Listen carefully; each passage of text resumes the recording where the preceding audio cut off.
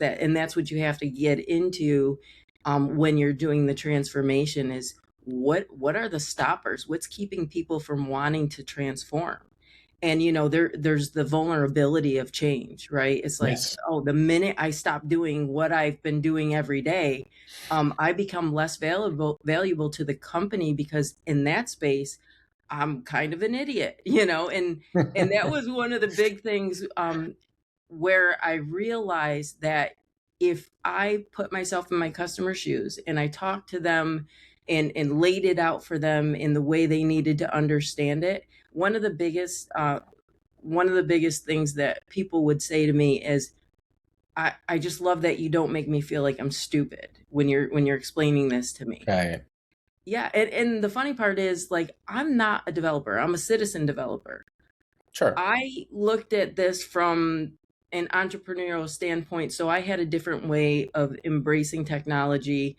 And so where they're coming from is, just a whole different point of view that makes it Right. feel like it's something forced. It's something that's, it's just going to make them not understand the job that they were an Right. expert in at one point.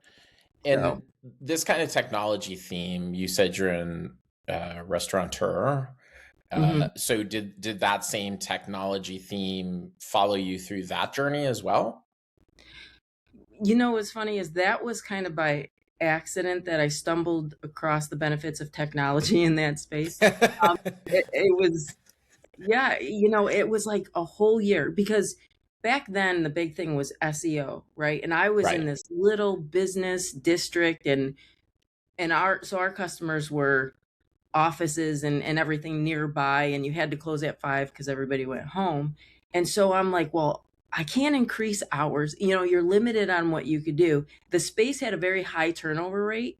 Mhm. Nobody lasted for more than a year, and they always sold like cold sandwiches and salads and things like that. So I had to do that part different. We had to get a grill in there. We had to, so change it up that way.